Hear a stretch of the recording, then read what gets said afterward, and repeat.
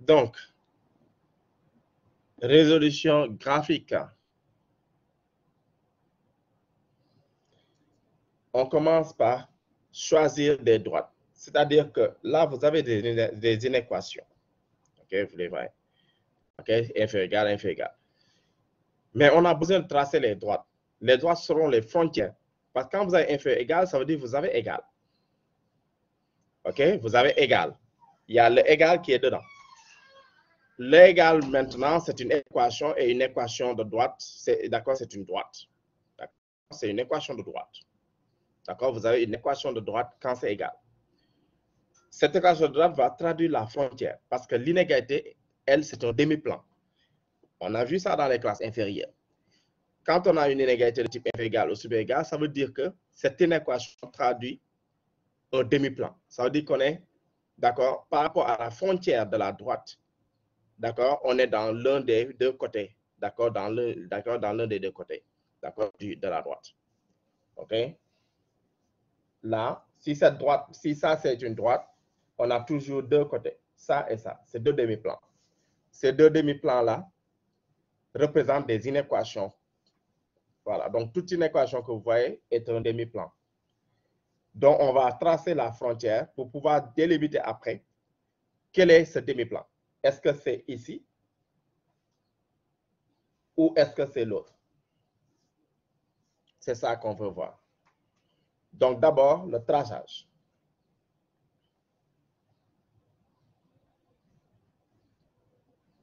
Alors, on pose des noms droits. Delta 1, 2 points. Ce n'est pas égal, c'est 2 points. La première contrainte, je prends son équation. C'est la droite de la frontière de la première contrainte. Je fais un petit tableau parce que toute droite, pour tracer une droite, il faut 2 points. Pour tracer une droite, il faut 2 points. D'accord? Et les 2 points les plus simples à utiliser pour tracer une droite sont l'origine. Ça veut dire que tu mets x1 à 0 et tu trouves x2. Si je remplace x1 ici 0, je calcule x2. Je n'ai même pas à calculer en fait. C'est pour ça que c'est plus facile de le prendre. Quand je mets 0 sur x1, je trouve x2 égale 3. Je mets 0 aussi sur x2 et je trouve que x1, c'est 3 divisé par 3. Il n'y a aucun effort. Deuxième droite. Delta 2. 2x1 moins x2 égale 1. Son petit tableau aussi. Une droite doit être tracée avec 2 points.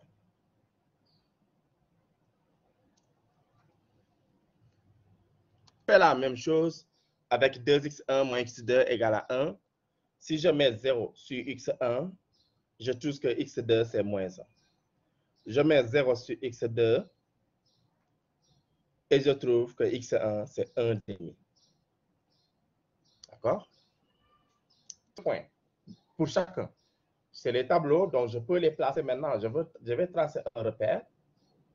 Maintenant. D'accord? Je vais tracer un repère. OK? Alors, je vais voir si ici je peux tracer une droite bien normale. Parce que donc, un repère, si on est sur une feuille, il faut la tracer comme il se doit. D'accord? Alors, je vais prendre ça. J'espère que ça ne va pas me tracer forcément une diagonale. Ah, non. Ça, c'est pas bon.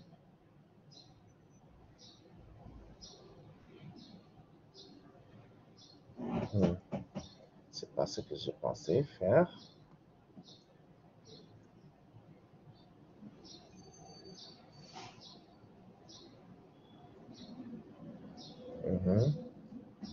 Alors, est-ce que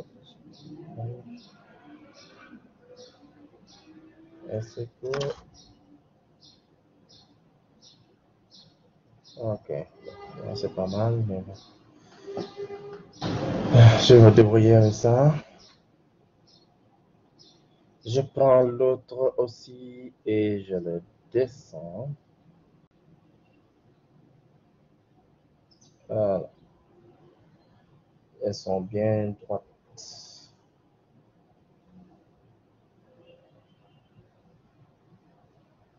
Voilà, je pense que c'est rare comme ça. Là, là.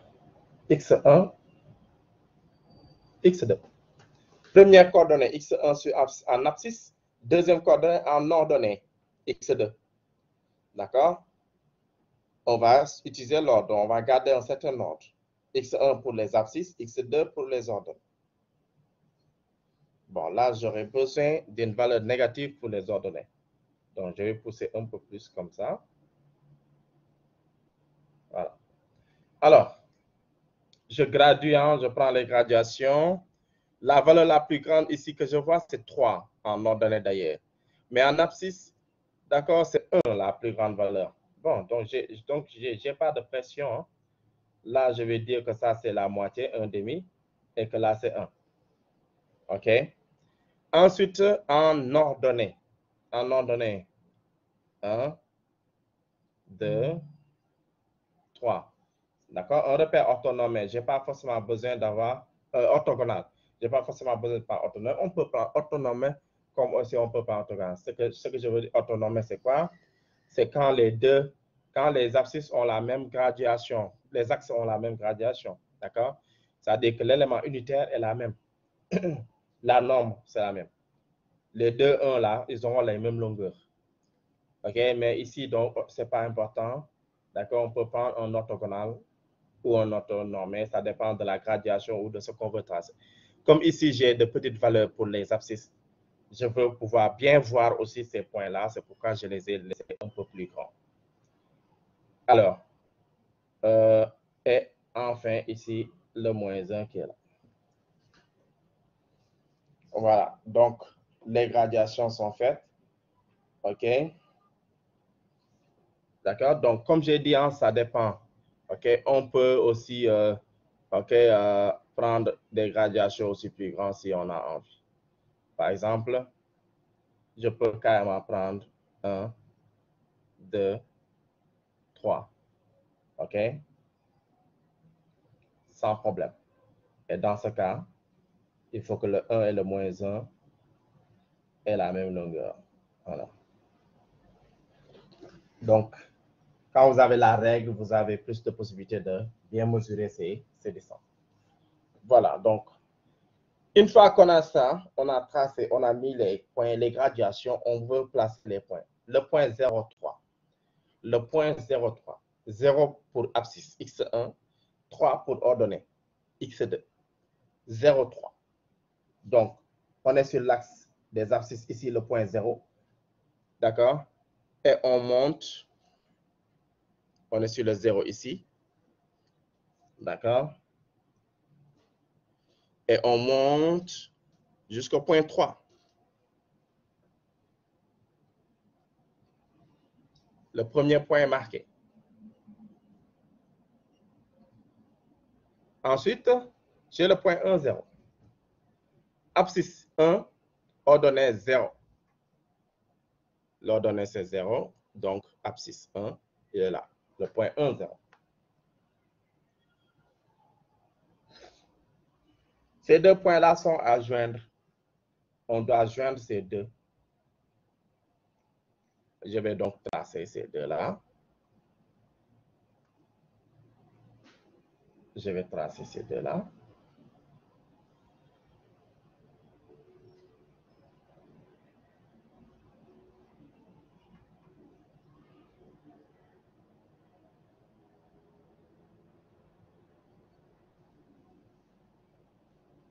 Voilà.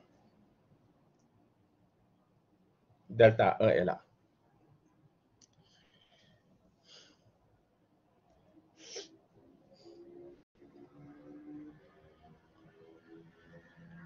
Ensuite, delta 2, c'est 0 et moins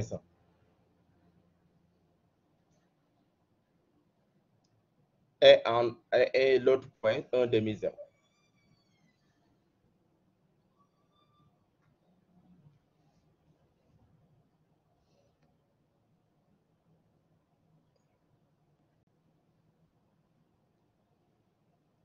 OK? On joint les deux. On joint les deux.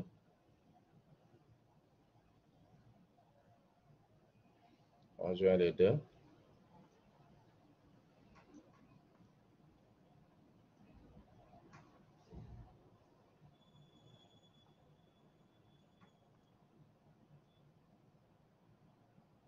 Hop là, qu'est-ce que je fais moi?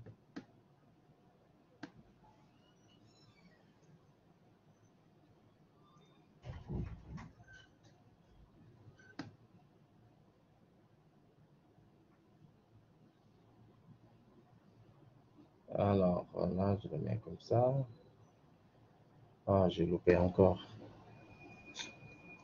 Bon, peut-être que le plus simple va être mettre ça à main levée. Voilà, je fais ça à main levée, comme je n'ai pas de règle. 2. Voilà, delta 2 est tracé.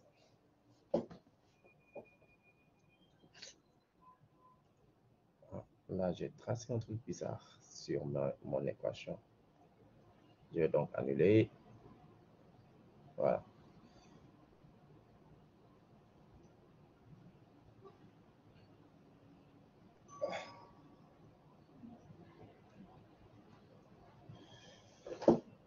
Voilà. OK.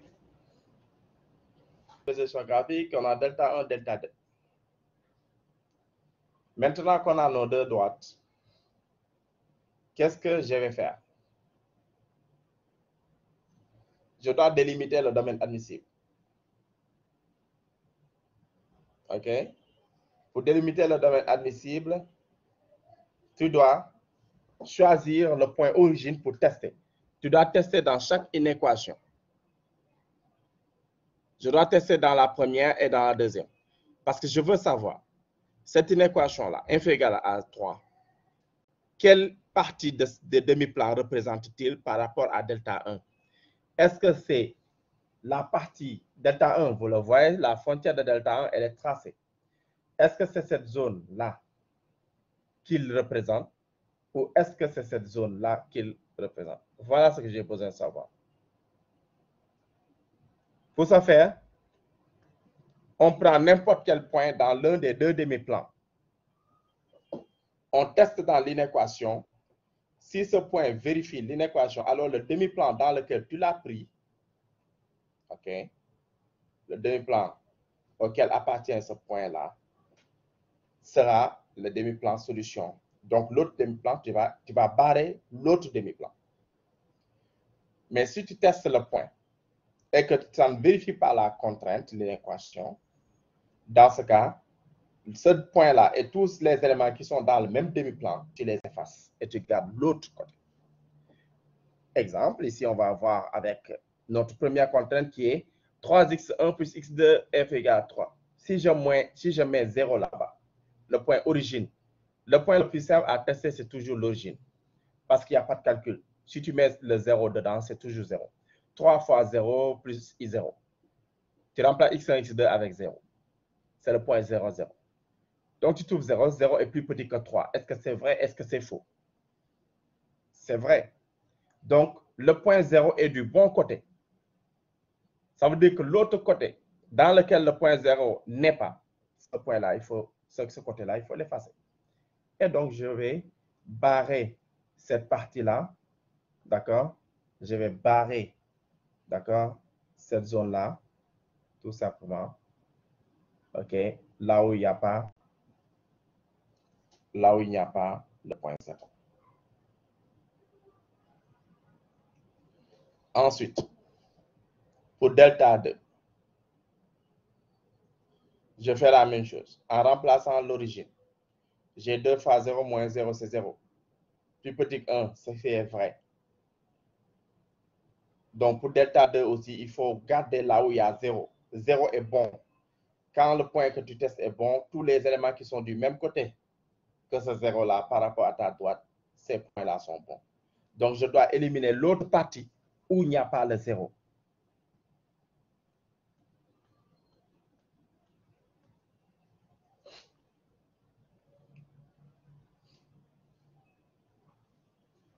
OK? Maintenant, il y a aussi le fait que X1 et X2 sont positifs. Donc, ça veut dire que je ne dois jamais considérer les zones négatives. D'accord? Ça, je ne dois même pas les regarder. OK? Donc, on reste que dans le cadran positif. Une fois que j'ai ça, alors je sais quel est le domaine admissible maintenant. Quel est le domaine admissible? Le domaine admissible, c'est-à-dire l'ensemble réalisable là où il y a la solution. Ce sera cette partie qui n'a pas été effacée. Cette partie n'a été touchée par aucune hachure. D'accord?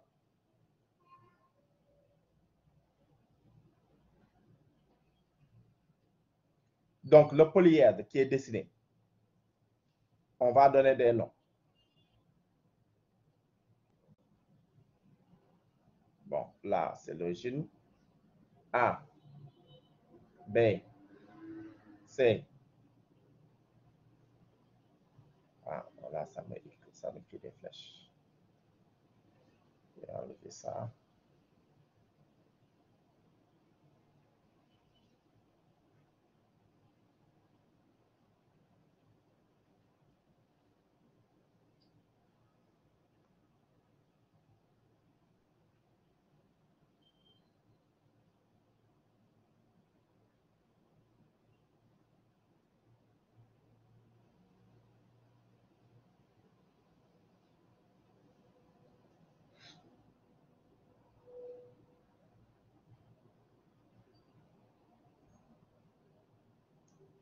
Donc,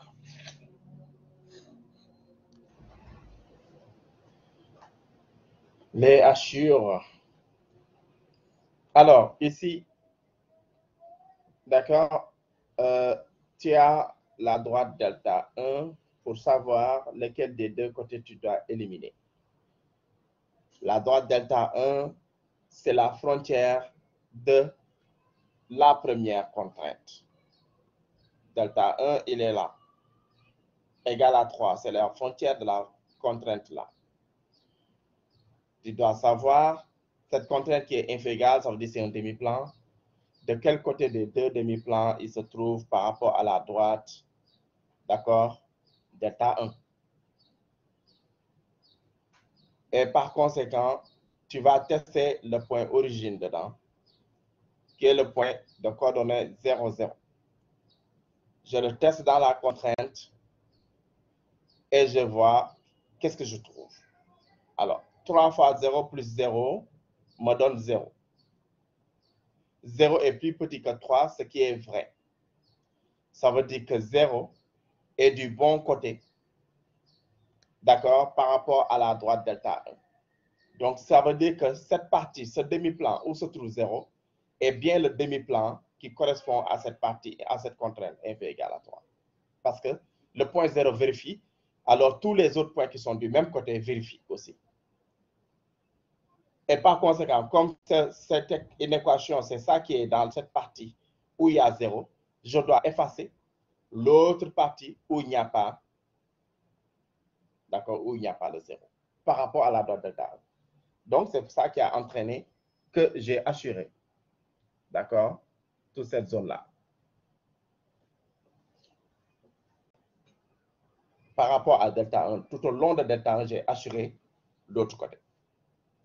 Le même boulot est fait avec delta 2. J'utilise encore l'origine, le point 0, 0.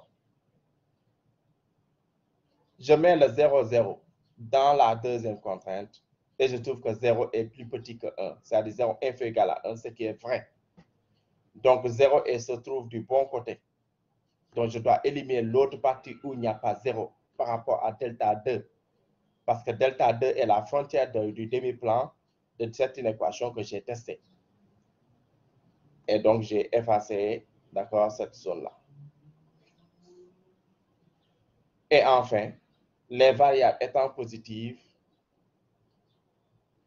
ça veut dire que ce n'est même pas la peine de regarder les zones inférieures.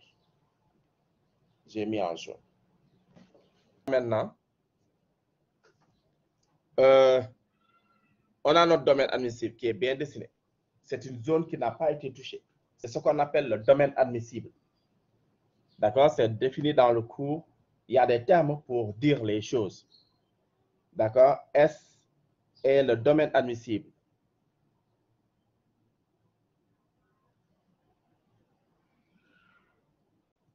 Et le domaine admissible ou l'ensemble réalisable. Voilà, ça veut dire que c'est l'ensemble qui contient toutes les solutions qui vont vérifier toutes les contraintes de ton problème parce qu'il n'a pas été effacé. Tout élément que je prends dans ce domaine S, il va vérifier la contrainte 1, il va vérifier la contrainte 2 et il va vérifier les contraintes de positivité. Voilà ce qu'on dit. Maintenant, pour poursuivre la résolution, on sait que la solution se trouve au niveau des sommets. L'un de ces 4 sommets est la meilleure valeur. Qu'est-ce qu'on cherche? On cherche un maximum. Il faudra trouver lequel des 4 points te donne une plus grande valeur de f. On va donc chercher les coordonnées de ces 4 points pour les remplacer ensuite dans la fonction f. Donc, qu'est-ce que j'ai? Le point A déjà. Le point A, je vois que c'est un point que je connais très bien. Parce que c'est un point qui avait été utilisé comme test. C'est le point 0,3. La droite est passée par là-bas. C'est le point A. Donc, je n'ai pas besoin de faire des calculs pour celui-là. Donc, directement, c'est le point 0,3. Le point B.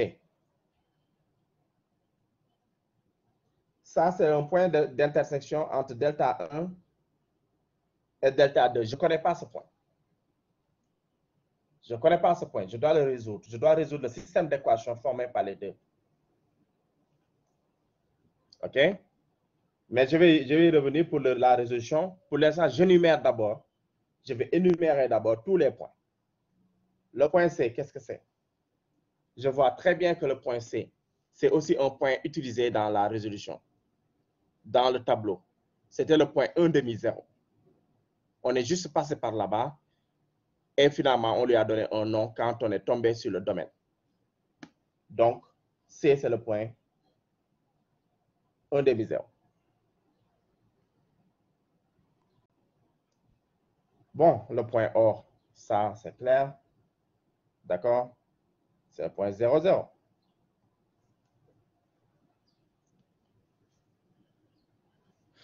Mais comme on est en train de maximiser avec des coefficients positifs, c'est sûr que le point 0,0 donne là la plus petite valeur ici. C'est la plus mauvaise. Parce que nous, on cherche la plus grande valeur de f. Maintenant que j'ai ça, je dois résoudre le système formé par l'équation B. B égale, c'est l'intersection entre delta 1 et delta 2. Je dois résoudre ce système. Alors, B, 2 points. Je mets mon système d'équation. C'est delta 1 inter delta 2. Donc, j'ai 3x1 plus x2 égale 3. 2x1 moins x2 égale 1. On va résoudre. On résout. On a vu ça dans les classes inférieures quand on était encore des tout jeunes. Hein? OK? Alors, je fais la somme. Hein? Ici, x1, x2 vont sauter. D'accord, les deux x2 vont sauter. J'ai 5x1 et là, j'ai 4. x2 plus moins x2, c'est 0. Ceci m'entraîne que x1 est égal à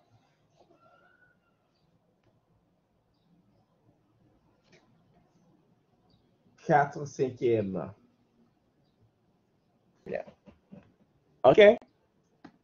Et quand on a ça, je peux utiliser maintenant ce x1 dans l'une des deux équations pour trouver la solution, pour trouver x2 maintenant, puisque j'ai x1. Donc là, je l'appelle 3. Je vais dire que si je mets le 3 dans 1, par exemple, je mets le 3 dans le 1, qu'est-ce que j'obtiens? Je trouve que x2 égale 3 moins 3 fois x1 qui est 4/5 qu'on a calculé tout à l'heure. Je fais le calcul qu'il faut. J'ai 15 en haut, moins 12 sur 15, ce qui m'a fait 3 quinzièmes, que je peux encore simplifier en, d'accord, 1/5. Donc voilà x2. Le point B, donc, est de coordonnées 4/5 pour le x1, 1/5 pour son x2. C'est fini.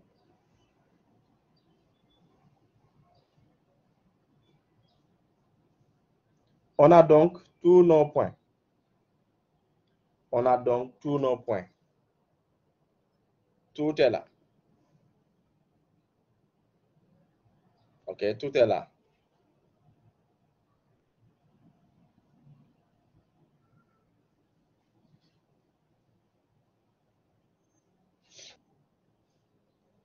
Alors, on va poursuivre donc. Une fois que j'ai tous les points, alors, je fais que tester. Il faut que je teste tout simplement. Alors, je commence. F de A égale. Parce que f de x, c'est 5x1 plus x2. Il ne faut pas oublier. Donc, 5 fois la première coordonnée de A, qui est son x1. D'accord? A, c'est le point, on a dit 3, 0, 3. Donc, 5 fois 0 pour son x1. Plus x2. Son x2, c'est 3 pour le point A. Ce qui donne 3. F de B, 5 fois le x1 du point B, on avait trouvé 4/5, plus, d'accord, plus son x2, où on a trouvé 1/5, on calcule. 5 fois 4, 20, plus 1, 21/5. 21/5.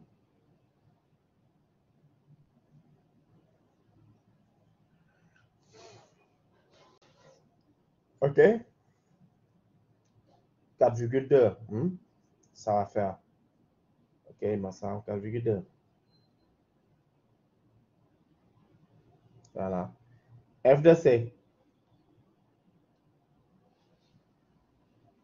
F de C, 5 fois 1/2, plus son x2 qui est 0. Ça fait 5/2 et 5/2, c'est 2,50.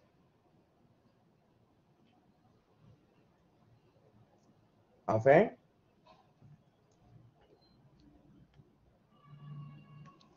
F de O,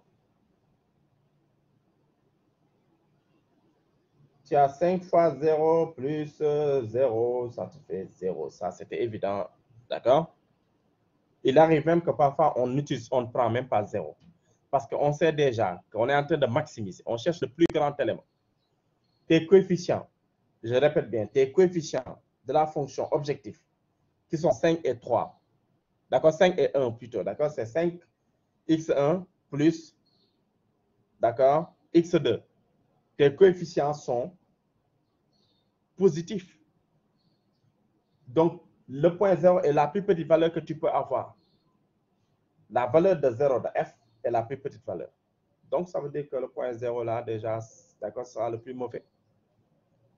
Le seul moyen pour que 0 puisse être le maximum, ce serait que le domaine admissible soit réduit à lui seul, qu'il soit le seul élément du domaine admissible. Voilà. Et là, maintenant, je fais un classement. Je vais classer. J'ai f de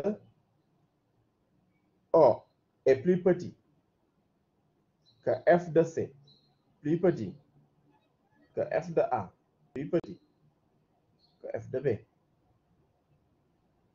Nous, on est intéressé par le plus grand de tout ça. C'est donc le f de b. F de b est la plus grande valeur.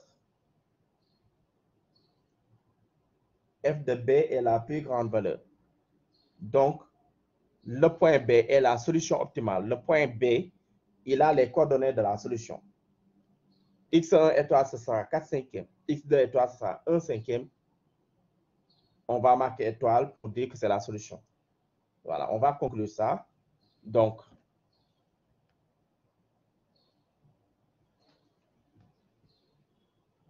la solution optimale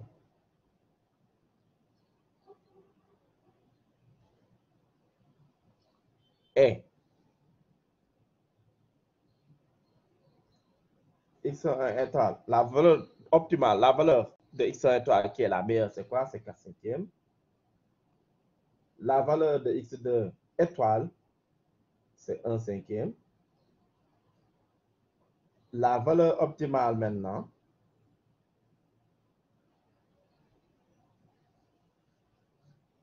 deux points, c'est quand tu remplaces la valeur de f, d'accord, la valeur de la solution optimale dans f, la meilleure valeur de f qu'on a trouvée, qui est la plus grande, c'est la valeur de b, f de b, c'est la valeur de f de b. Et la valeur de f de b, c'est, d'accord, c'est les 1, d'accord, c'est ce qu'on a calculé, les 4,2, c'est-à-dire 21 cinquièmes.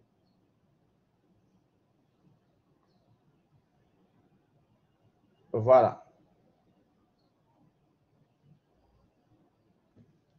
Résolution faite. OK? Voilà la résolution graphique d'un programme linéaire. Les étapes seront les mêmes.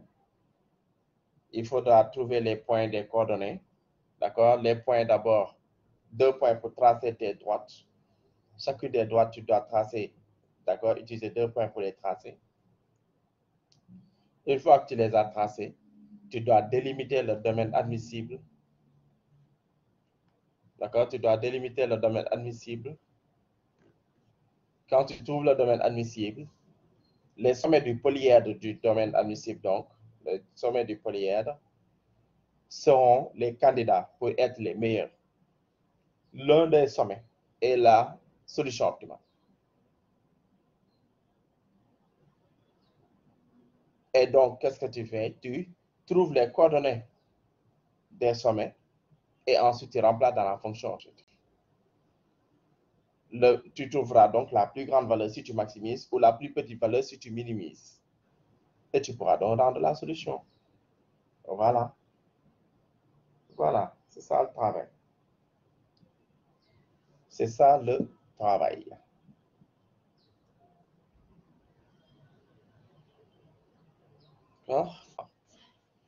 On va vérifier donc. Alors, qu'est-ce que j'ai ici? On a x1, 4 cinquièmes, ça c'est bon, on est d'accord. x2, la première équation, d'accord, j'ai pris le 1, j'ai dit 3 dans le 1. Si tu prends le 1, la première équation, qu'est-ce que tu as? Tu as x2, c'est 3 moins 3 fois x1. 3 moins 3 fois x1, qu'est-ce que c'est? Alors, si je remplace, j'ai le 3 qui est là, moins 3 fois x1 qui est 4 cinquièmes. Si tu calcules, tu réduis au même dénominateur le 3, c'est 3 fois 5, 15. D'accord? 3 fois 4 ici, c'est 12. Donc 15 moins 12 sur le même dénominateur, 5. OK? Oui, c'est moi qui ai fait erreur. J'ai mis 15 ici. OK? J'ai mis 15 en bas. Donc, merci d'avoir fait remarquer ça. J'ai mis 15 en bas. Le 15, il n'a rien à faire ici. Alors, c'est le 15 qui pose problème. Donc, ça veut dire que, d'accord, 3 cinquièmes.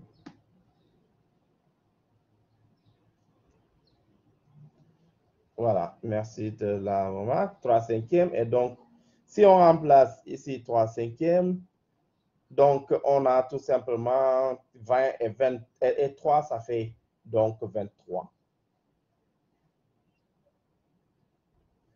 Et 23 sur 5, ça nous fait encore plus.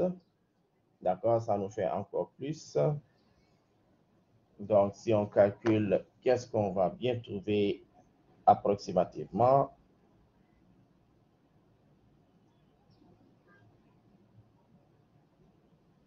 Alors, 23 par 5, 4, 6.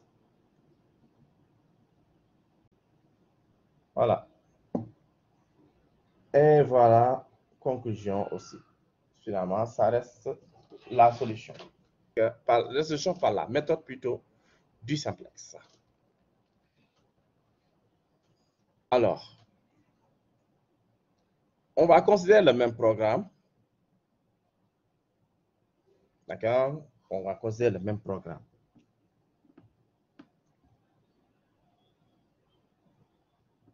OK?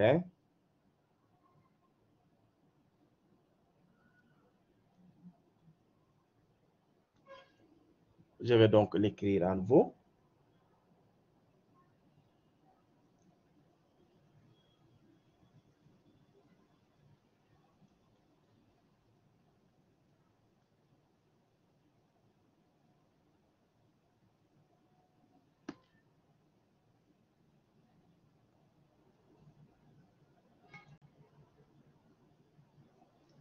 Trois x1 plus x2.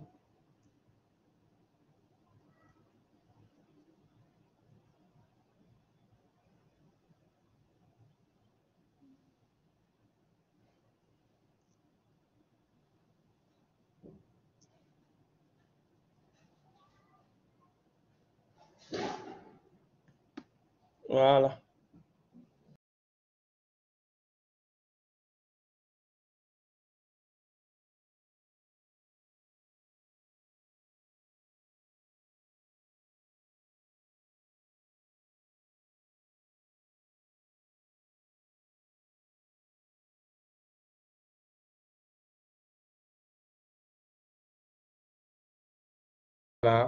La première chose à faire, le simplex fonctionne avec la forme standard. Il faut donc d'abord écrire la forme standard du programme linéaire. Donc, étoile,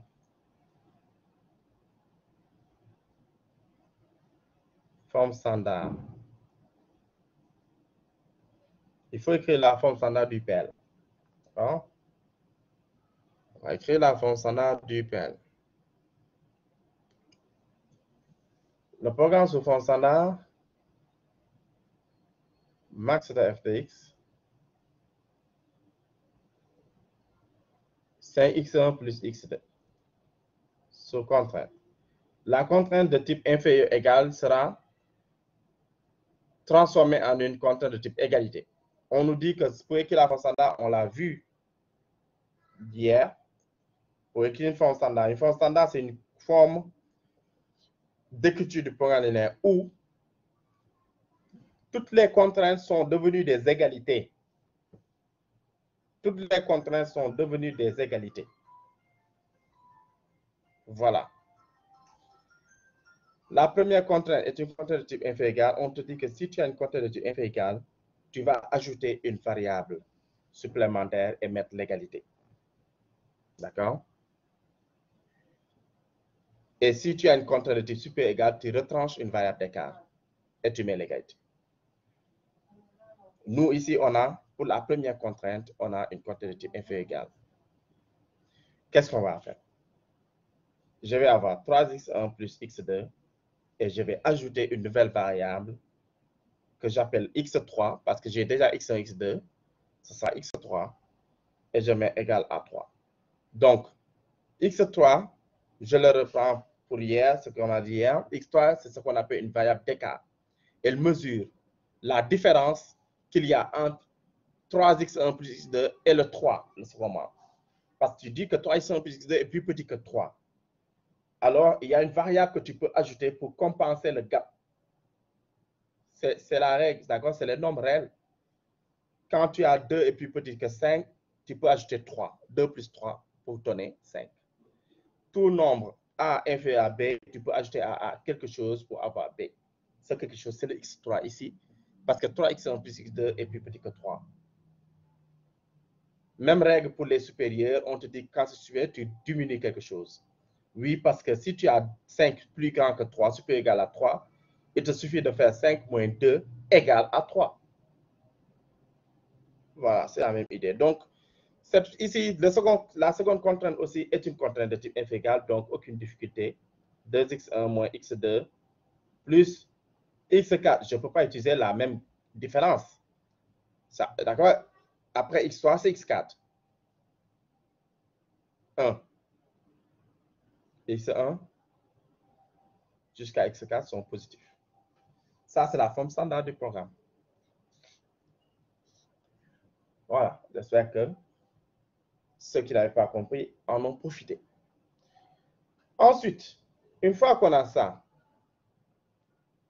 il faut faire l'étape de la solution de base initiale. Donc, il faut toujours faire ces étapes. Ça veut dire que tu dois chercher une première solution à ton programme là. Il faut que le simplex est une méthode itérative, d'accord? Elle va partir d'une première solution et chercher à améliorer jusqu'à trouver la dernière solution, la meilleure. Donc, la première solution, c'est celle-là. Il faut la déterminer. C'est la solution de base. D'accord? Comment on fait maintenant pour trouver une solution de base? Il y a une règle aussi qui est donnée dans le cours. On annule les variables initiales du programme. Les variables initiales du programme sont annulées.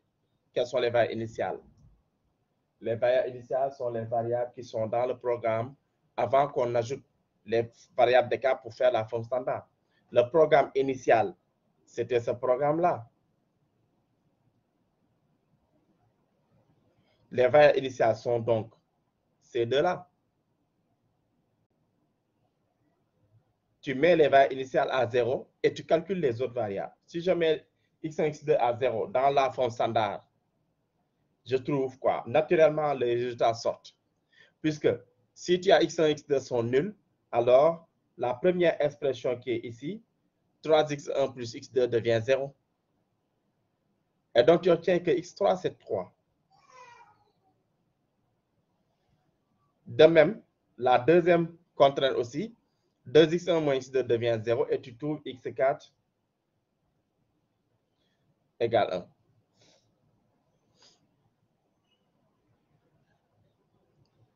Et ensuite,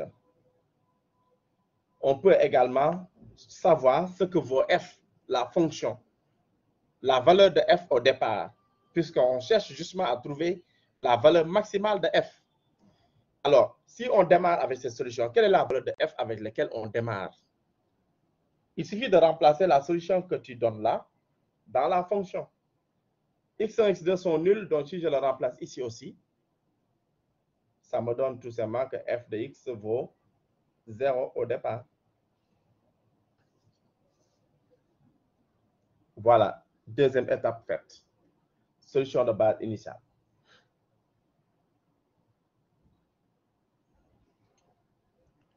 Eh bien, après ça, qu'est-ce qu'il faut faire? Eh bien, on commence à faire le simplex avec les tableaux. On commence à faire les tableaux du simplex. On commence à faire les tableaux du simplex. Donc,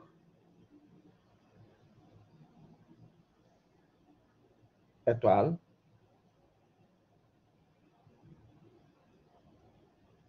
les tableaux.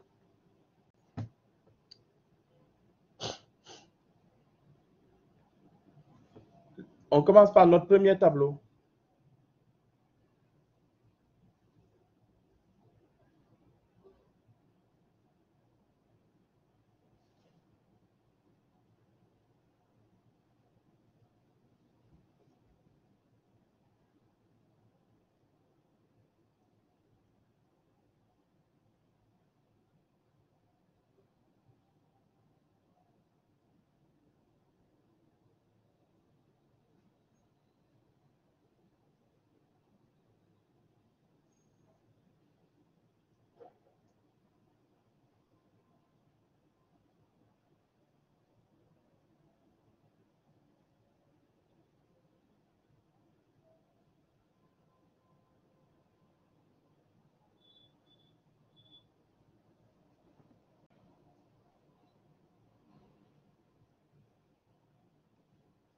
Z, c'est F. Z, c'est la fonction F. C'est Z qu'on utilise pour noter la fonction F.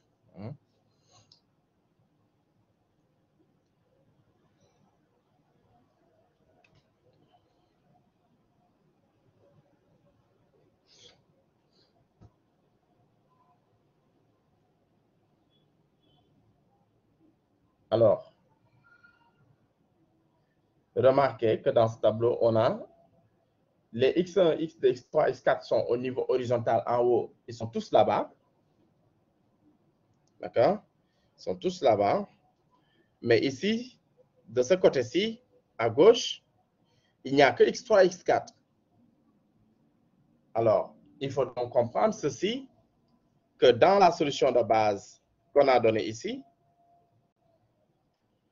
OK, de initial, il y a deux types de variables qu'on y trouve.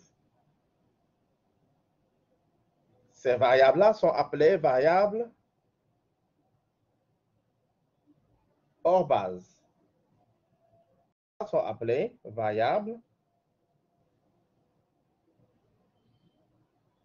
de base.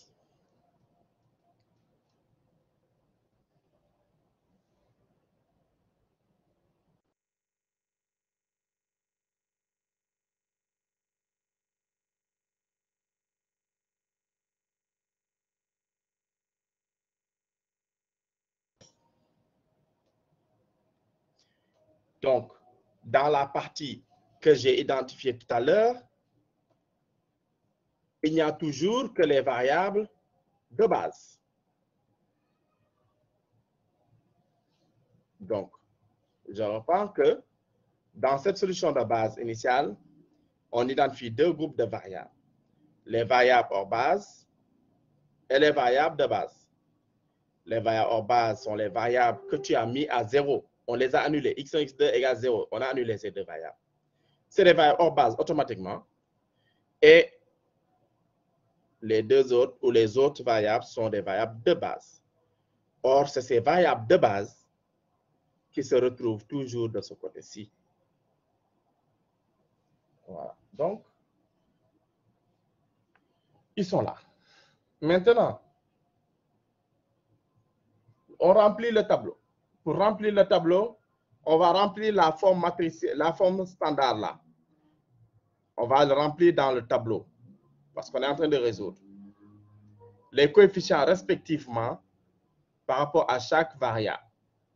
La première contrainte pour la première variable x3, la ligne là, la première ligne du tableau qui correspond à x3, correspond à la première contrainte où justement x3 se trouve.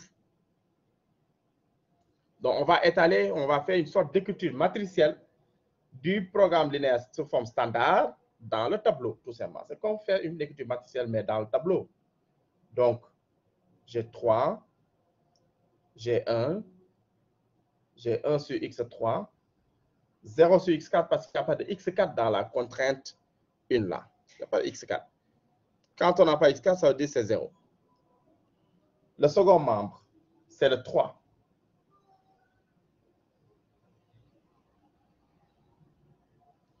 On peut le voir comme le second membre, ce 3-là. Comme aussi on peut le voir comme la solution de x3. Et justement, x3 est sur la même horizontale, la valeur de x3. Donc ici, je peux directement mettre la valeur, d'accord, donc de x4. La valeur de x4, on avait trouvé 1.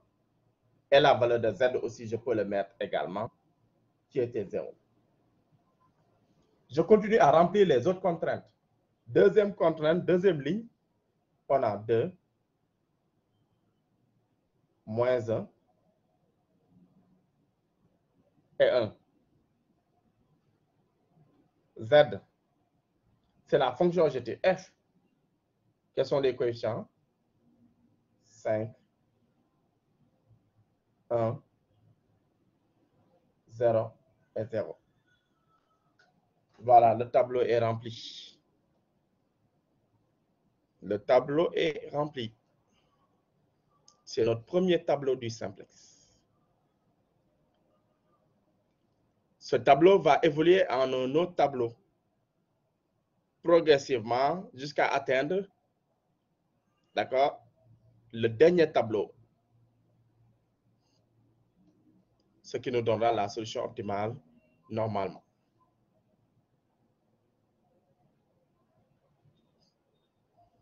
Dans ce tableau, comment faire maintenant pour passer de ce tableau à un deuxième?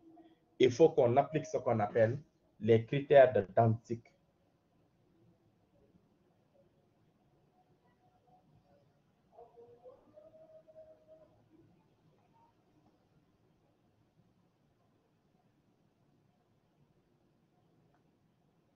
Les critères de Dantzig. Les critères de Dantzig. Ce sont les critères qui vont nous permettre de transformer ce tableau en un deuxième tableau. Ou plus précisément, de passer d'une solution de base à une deuxième solution de base. Pour l'instant, la solution de base qui est ici, c'est la solution de base initiale qu'on a sortie. Elle est dans le tableau. X3, c'est 3, d'accord? X4, c'est 1, on l'a vu, d'accord? C'est ces valeurs-là. X1, X2 n'étant pas du côté de la base, ils valent 0 directement. Quand on est hors base, on vaut 0. Et donc, le premier critère va m'indiquer, parce que l'idée, j'explique l'idée, d'accord, du passage d'une base à une autre. C'est quoi? X3, X4, c'est la base actuellement. L'idée, c'est de voir parmi les variables qui sont hors base, qui sont X1 et X2, lequel des deux est le meilleur candidat pour entrer dans la base et remplacer un élément ici, dans la base. Soit X3, soit X4. Le premier critère, donc, c'est le critère qui indiquera parmi X1 et X2 qui va entrer dans la base à l'étape suivante. Et le deuxième critère va m'indiquer lequel des deux là, qui sont actuellement dans la base, lequel des deux va sortir pour justement être remplacé par celui qui devait entrer. Ce qui fait qu'on va se retrouver avec une sorte de permutation. On va avoir une nouvelle base. X3 ou X4, l'un des deux sera remplacé par X1 ou X2. C'est ça l'idée. Alors, le premier critère, on va chercher à l'appliquer. Premier critère. On nous dit, il faut prendre le maximum entre les valeurs des coûts, ce qu'on appelle des coûts réduits. D'accord? Ce qu'on appelle les coûts réduits.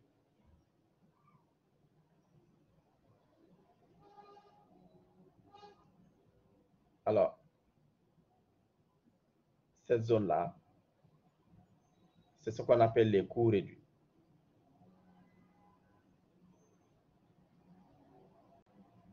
C'est les coûts réduits. Alors, parmi les valeurs des coûts réduits, lequel de ces valeurs va être le plus grand? Donc, je dois tester.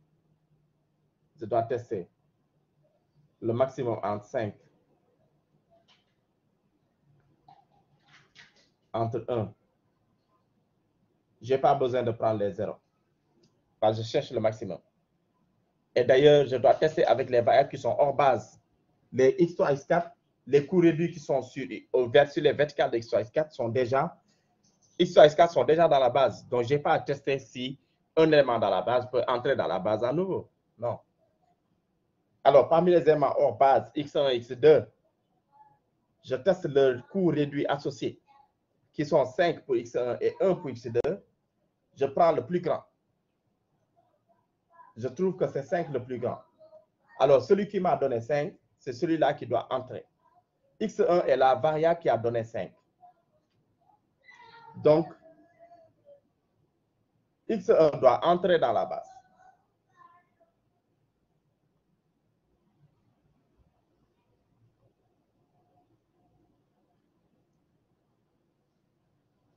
Qui va sortir de base? Maintenant, deuxième critère.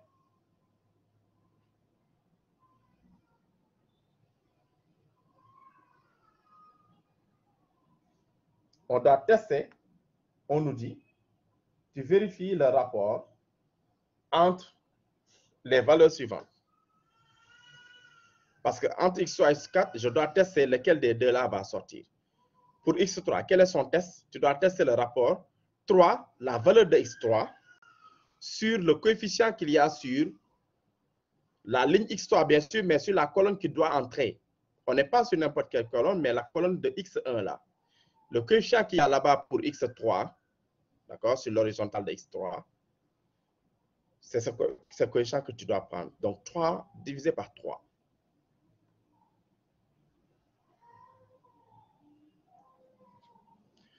Deuxième élément, pour x4, 1 divisé par le 2.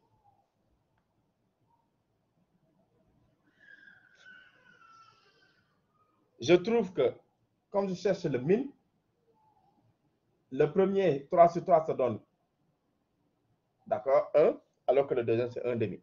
1 demi est plus petit. Donc, celui qui m'a donné 1 demi, c'est x4. x4 sort de base. Donc, je n'arrive pas à une flèche que x4 va sortir. Comme x4 sort, qu'est-ce qu'on remarque? La colonne qui entre et la ligne qui sort vont s'intersecter. Ils vont se croiser au niveau d'une valeur. La colonne qui entre est appelée la colonne de pivot et la ligne qui sort est appelée la ligne de pivot. L'intersection, c'est le 2 là qui est là. On le met en valeur. On l'appelle le pivot. C'est le pivot. Eh bien, voilà. Une fois que tu as ça, tu peux passer au tableau suivant. Donc, je peux commencer à dessiner le tableau suivant.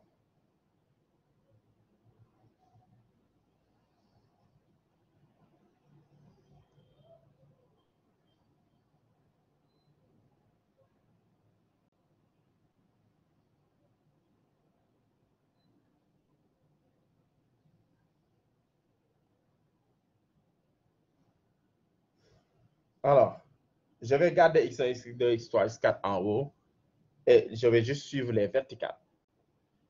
Ici, à la place de x3 revient, x4 est remplacé par x1 et on a z. L'1, L'2, L'3. Maintenant, comment on va calculer ces lignes-là? Quelles sont les formules?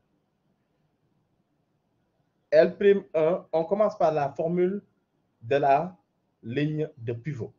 La ligne de pivot, c'est la ligne L2. Donc, L'2 d'abord. L'2, c'est L2 divisé par le pivot. Le pivot, c'est le 2.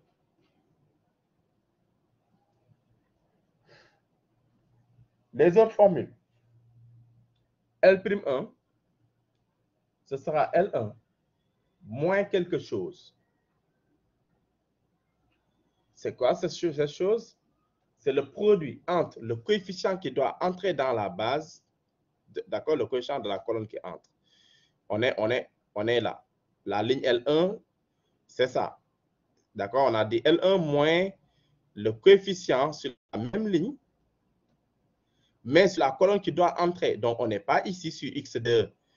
On n'a pas pris ce 1, on n'a pas pris ce 1, ni ce 0, mais ce 3-là, et ce 3 n'est pas n'importe où. Il est sur la colonne qui entre. Donc, 3 multiplié par la nouvelle ligne de pivot, l'expression L'2, d'accord, ok, L'2. Voilà. L'3, même principe. Comment vous allez écrire L'3? L3 moins le coefficient qu'il y a sur la ligne de L3, mais sur la colonne qui doit entrer, c'est 5. L'2.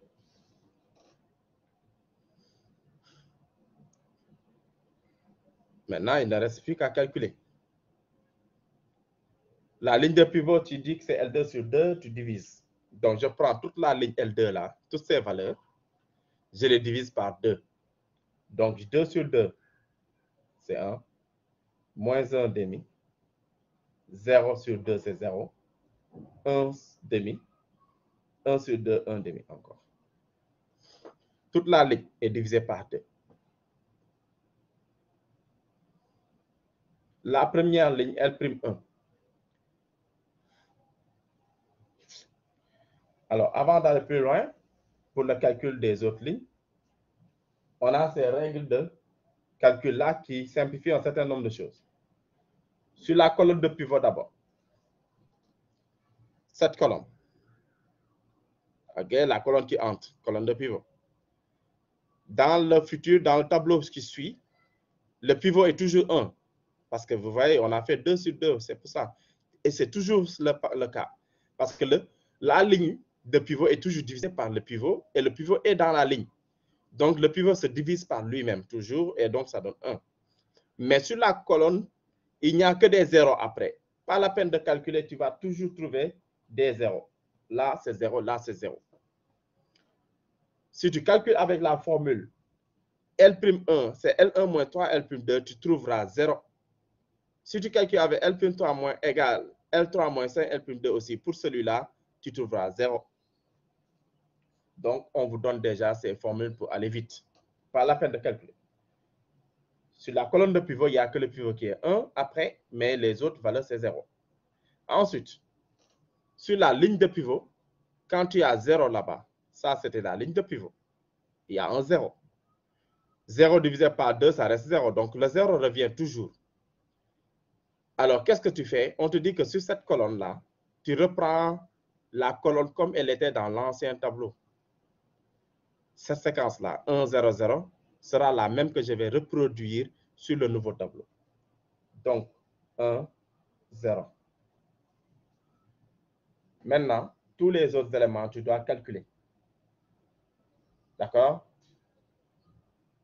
Tous les autres éléments, tu calcules. Maintenant, on commence le jeu de calcul pour les autres éléments. Pour celui-là,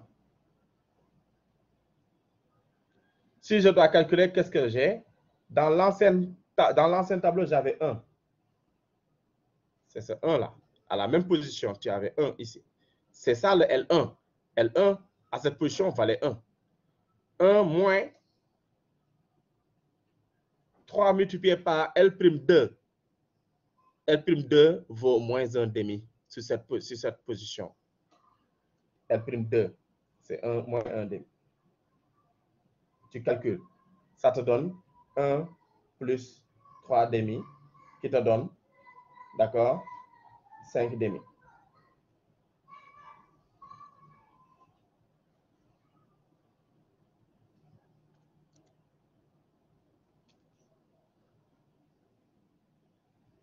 Merci, c'est ça. Ensuite, cette valeur ici, j'avais 0. 0 moins 3 multiplié par L'2 qui vaut 1 demi. D'accord?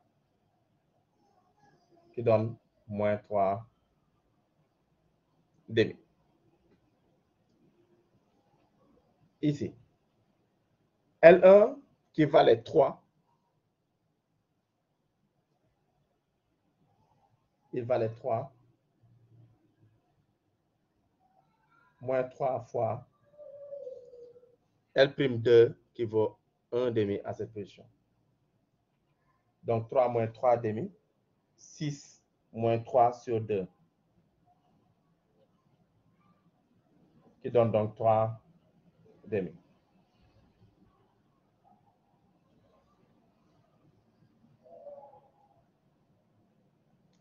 Dernière ligne.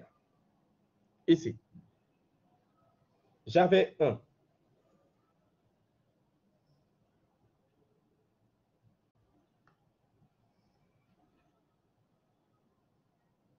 J'avais 1. 1 moins 5 fois L'2 moins 1 demi.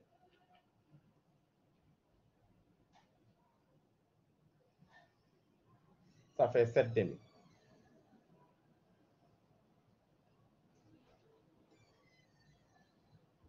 Ici, j'avais 0 moins 5 fois L'2 qui vaut 1 demi là-bas, qui donne moins 5 demi.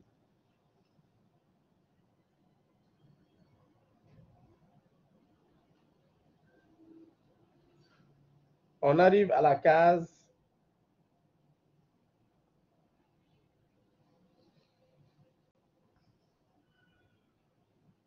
à cette case spéciale de Z. La case de Z doit se calculer avec une autre formule spéciale qui est la formule de la ligne que tu as utilisée ici. Cette formule, ben, pour les coûts réduits seulement. D'accord? Cette formule est seulement pour les coûts réduits. La valeur de Z, lui, doit se calculer avec le conjugué de la formule. L3 plus 5, L'2.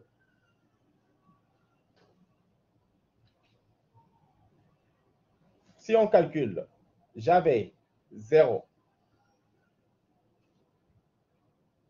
ici, plus 5 fois 1 demi. L'2 vaut 1 demi à cette position.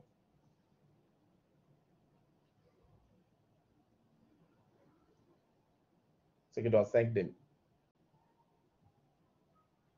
OK? Donc, on a eu 5 demi. Donc, on est passé de 0 à 5 demi. Donc, ça avance. On est en train de maximiser, ça avance. Mais, après avoir calculé le tableau, tu dois vérifier si c'est le dernier tableau. Tu dois vérifier si est-ce que tu as atteint la valeur maximale, la plus grande valeur possible.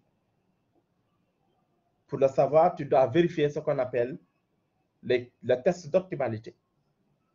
Le test d'optimalité, c'est de vérifier pour un programme de maximisation, tu dois voir si tous les coûts réduits sont devenus négatifs ou nuls. Les coûts réduits, je rappelle, qu'est-ce que c'est? Hein? D'accord, c'est ça, c'est ces valeurs qui sont là. Est-ce que tu n'as que des valeurs qui sont négatives ou bien nulles? Voilà. Si tu n'as que des valeurs négatives ou nulles, alors tu auras bien, ça veut dire que tu as bien trouvé le maximum. C'est le dernier tableau. Mais là, ce n'est pas le cas. On a une valeur positive ici. Tout n'est pas négatif ou nul donc. OK? Tout n'est pas de signe négatif ou bien 0, non. On a un cas positif. Donc, ça veut dire qu'on n'a pas encore atteint la meilleure valeur possible. On doit donc continuer. Il faut faire un autre tableau. Donc, je vais l'écrire à côté. Donc, le test d'optimalité nous informe qu'on doit poursuivre. OK? Donc, je l'écris comme ça. Les coûts réduits ne sont pas tous négatifs ou nuls. Donc, on n'a pas atteint le maximum. On n'a pas atteint le maximum.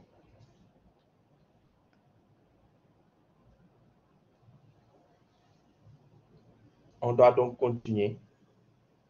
Il faut qu'on fasse encore un autre tableau. OK? Ça, c'est ce qu'on appelle le test d'optimalité. D'accord? Ce test-là, ce que je viens d'écrire, c'est le test d'optimalité.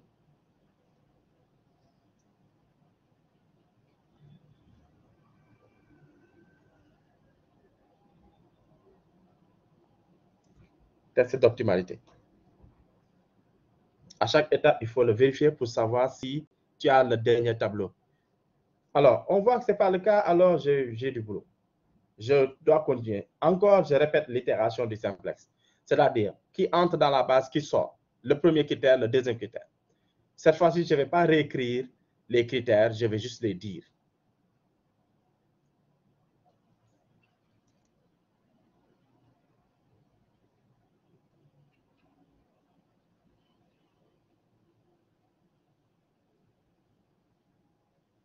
Revenez, c'est-à-dire revenez là-bas, ça veut dire quoi?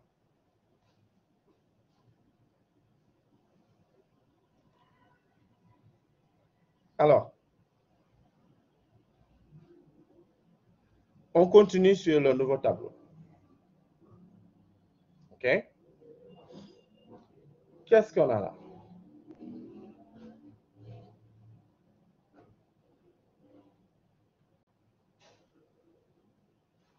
Avant de tracer le nouveau tableau d'ailleurs, je dois encore vérifier qui entre, qui sort. OK? Les critères de Danzig. OK? Bon, tu vas essayer de comprendre avec le tableau suivant. Je ne vais pas, d'accord, m'attarder sur un seul tableau. D'accord? Chaque étape est la même chose. Donc, tu suis la suivante. Alors, je suis au deuxième tableau. Comment je passe au troisième tableau? C'est comme pas quand tu es passé du premier au deuxième. Donc, il faut suivre le nouveau. Donc, je vais continuer dans la logique du travail. Alors, maintenant que je suis là, je dois encore indiquer qui entre, qui sort. Donc, le processus de ce qu'on avait fait est en train de se répéter. Donc, c'est l'occasion de suivre à nouveau. Alors, donc, qui entre? Premier critère de Danzig, on doit prendre le maximum. On est toujours dans un point de maximisation. Je dois prendre le maximum des coûts réduits. Des variables qui sont hors base. Qui sont les variables hors base? X2, parce que là, tu as X3 qui est là, tu as X1 qui est là. Donc, ça veut dire que c'est X2 et X4 qui ne sont pas là. Donc, ils sont hors base. Donc, X2 et X4, d'accord, c'est les positions là. Ça, c'est la position de X2. Et le X4, c'est celui-là.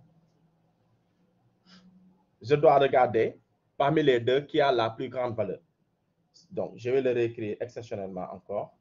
Max entre 7,5 et moins 5,5. Bon, c'est clair. Ça me donne 7,5. C'est la valeur la plus grande. Ça veut dire que la variable qui a donné x7,5, c'est x2. C'est la colonne de x2. X2 entre en base. Qui va sortir? Qui va sortir? Je dois tester le rapport. Je dois tester le rapport. D'accord? C'est le deuxième critère. Minimum des rapports entre quoi et quoi? Le coefficient qu'il y a sur la valeur de x3, première ligne de la compte du tableau, donc x3 c'est 3,5 divisé par le coefficient qu'il y a sur la colonne qui entre. On est sur la colonne qui entre, c'est x2. Donc, 3,5 divisé par 5,5. Ensuite, pour x1, 1,5 divisé par moins 1,5. Cependant, quelque chose, la deuxième, d'accord, le deuxième test est interdit. Je le mets en rouge. Je le mets en rouge. Ça, c'est interdit. Quand la valeur du coefficient que tu vas utiliser pour faire le rapport est négatif, on ne le teste pas. Quand c'est nul aussi, on ne le teste pas. On ne teste que les coefficients positifs, strictement. Comme 5,5. Moins 1,5, ça, on ne teste pas. Donc, ça veut dire qu'il n'y a pas de candidat au niveau de la ligne X1. Le seul candidat au niveau de la ligne X1, d'accord, au niveau, d'accord, du critère de sortie, c'est X3. X3 est le seul candidat qui va sortir. Donc, on calcule quand même, mais, d'accord, c'est X1, c'est X3 quand même qui sortira. Le minimum, d'accord, parce que ça, d'accord, l'autre étant éliminé, c'est 3,5 sur 5,5, tu calcules, c'est 3 cinquièmes. OK, X, d'accord, X3, d'accord, doit sortir.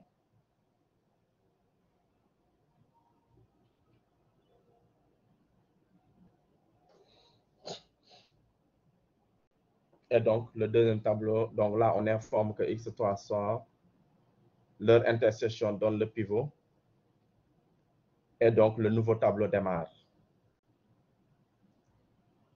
Je commence à tracer les lignes du nouveau tableau.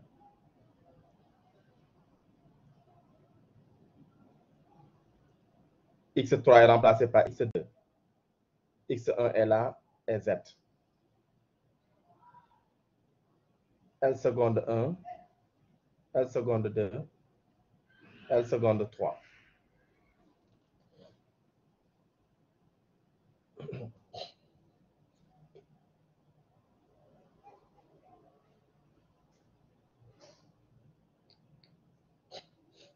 On met les formules. La ligne L'2 est remplacée par L seconde 2. Et L seconde 2, donc la ligne de pivot, c'était L'1. La ligne de pivot, tout à l'heure, c'est L'1. D'accord? C'est X3 qui doit sortir. Donc, on doit calculer L seconde 1 en premier.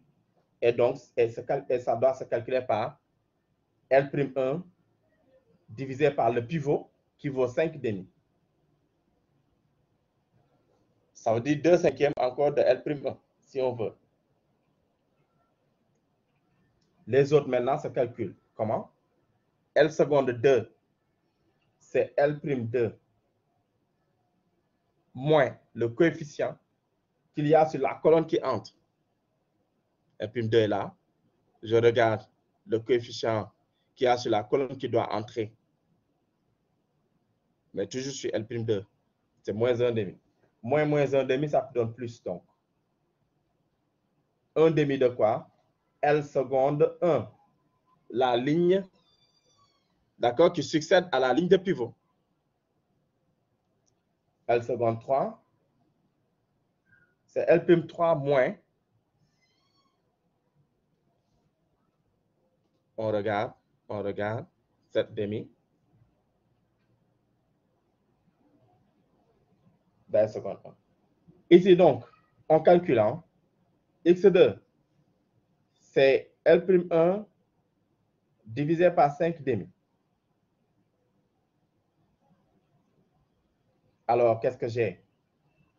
0, 1, 2 cinquièmes, ok, moins 3 cinquièmes, 3 cinquièmes.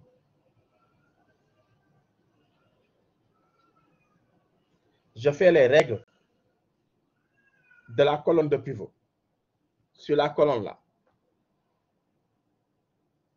D'accord? Je reprends, je mets 1 sur le pivot, c'est ça qu'on a trouvé d'ailleurs. 5 demi est devenu 1, mais tu n'as que des zéros sur les colonnes. Pas la peine de calculer. Là où j'ai 0 maintenant, sur la ligne de pivot, ce 0 là, c'est la ligne de pivot ici. C'est le même 0 qui est revenu.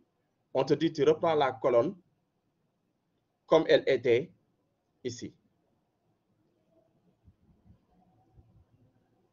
Donc, les deux là, c'est réglé. Il me reste les autres à calculer. Je commence ici. Comment je calcule celui-là? Donc, c'est l'occasion de bien voir. C'est la dernière fois que, d'accord, qu'on va calculer ça. Alors, donc, ici, j'ai 0. L'2, c'est 0. C'était 0. Cette position-là, c'est la même position que ce 0. Alors, ce 0-là, moins, plus plutôt, 1 demi, de L seconde 1 et L seconde 1 vaut sur la verticale, c'est ça L seconde, c'est la ligne de L seconde, mais sur la même position verticale que la valeur que tu calcules, c'est 2 cinquièmes. Tu as donc 1 cinquième.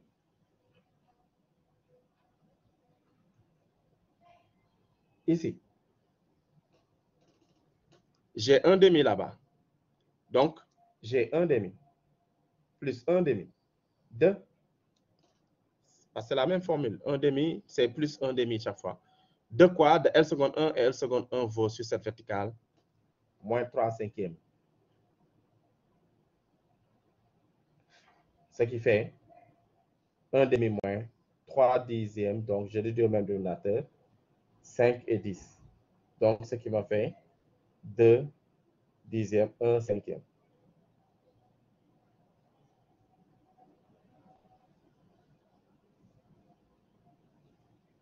Ici. J'avais 1 demi. Ici, c'est cette position 1 demi. 1 demi plus 1 demi, 2. 3 cinquièmes. C'est ce 3 cinquièmes là. Égal. J'ai donc 5 plus 3 sur 10. J'ai les deux mêmes donateurs. Ça me fait 8 dixièmes. Et donc, ça me fait 4 cinquièmes.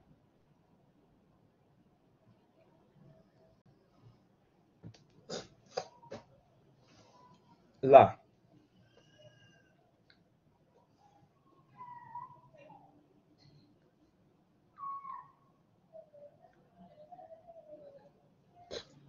qu'est-ce que j'ai ici? À cette position, là, j'avais 0. La formule me dit moins 7 demi. 2. D'accord? 2 cinquièmes. Okay? C'est ce 2 cinquièmes là. C'est L seconde 1. Ça me fait, les deux sautent, j'ai moins 7 cinquièmes. Ici, j'avais moins 5 demi. Moins 7 demi. 2. Moins 3 cinquièmes.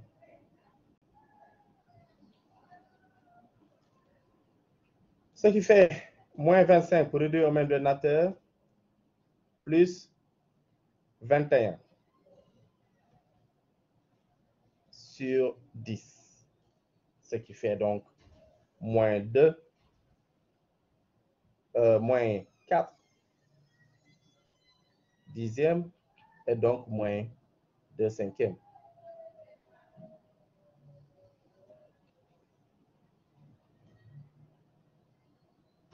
Enfin, la valeur de Z, où il ne faut pas encore oublier qu'il y a un calcul spécial. On fait plus à la place. Et donc, si je fais plus, je calcule, je vais trouver, j'avais 5 demi, plus 7 demi, de 3 cinquièmes.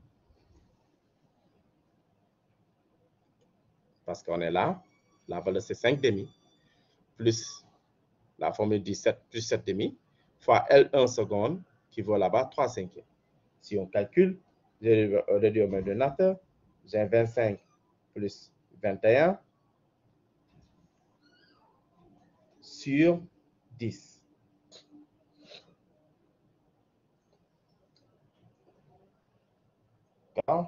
Ce qui m'a fait, OK, ici, 6, 46 dixièmes, simplifié par 2, j'ai 23 cinquièmes.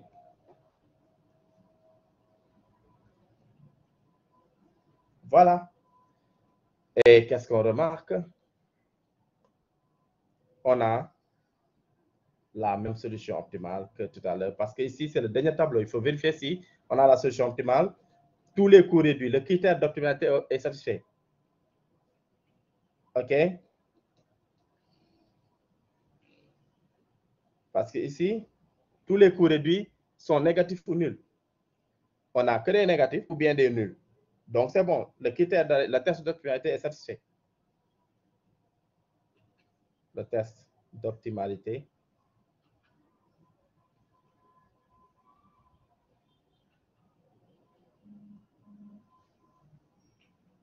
Comme le test d'optimalité est satisfait, la solution optimale